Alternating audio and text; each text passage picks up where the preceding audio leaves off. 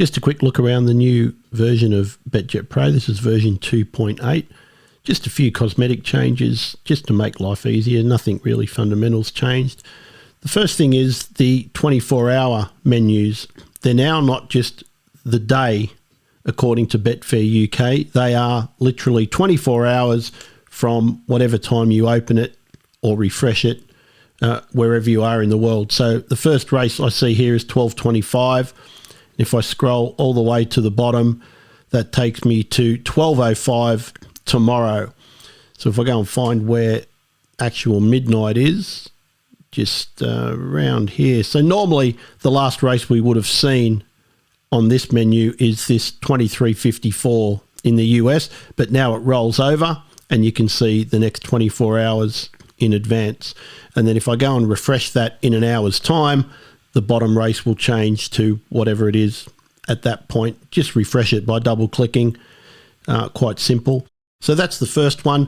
The main stuff is in the settings. Down the bottom here, if you scroll to the bottom of settings, from default view down is the new stuff. So on the grid, you've got the one-click menu, and a lot of people wanted this to be on all the time. So if you want that on all the time, you simply change no to yes and save it. And then every time you go and open a new race, if I go and open this race at Kempton, there it is now. It's automatically on every race. Now you can do that the same in the tick offset and the fill or kill. You can have that on as well. So with your other 4 sets, you'll just need to check if you pick set 3, just go down and double check that it has stayed on the set that you want.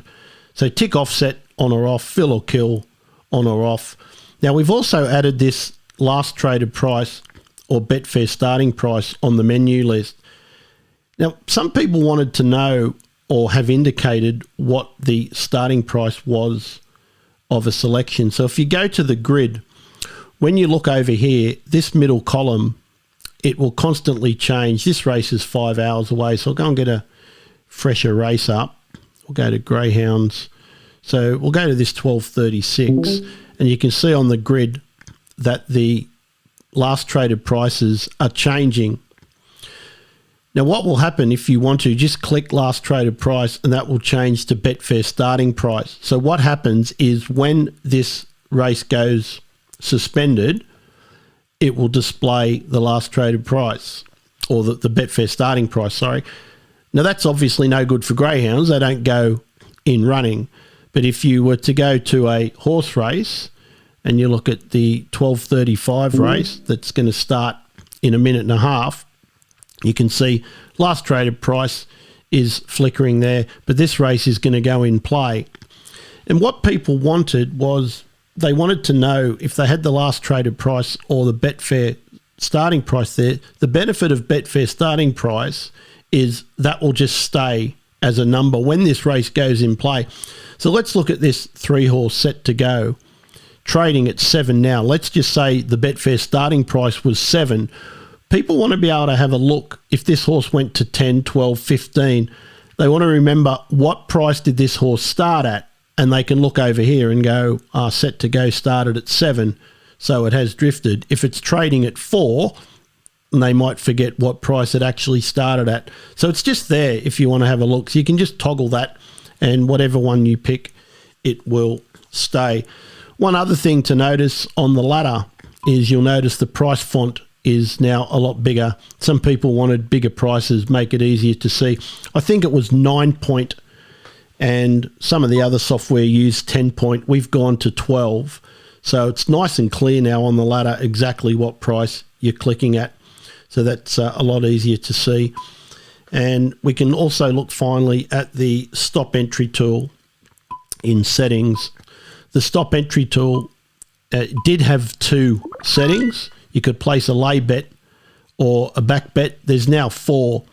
So now you can place a back bet when the price drops to or lower than the trigger price, or you can place a back bet when the price rises to or above the trigger price, and you can place a lay bet when the price rises to or above the trigger price, or when the price drops to or lower than the trigger price. So just looking at that in a race perspective, what you might want to do, I just do a quick sort there to get this favourite.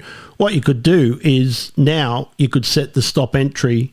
If this favourite goes, say, down to 140, you've got a choice. You can either, if it hits 140, you can either choose to back it because you think it's going on to win, or you can lay it because you think it's going to bounce back up. You couldn't do both of those things before, so now you can. Also, the same thing the other way. If a favourite's running at the back of the field, you can now, if the horse trades at 12, the usual one I would use would be if it rises to 12, lay it.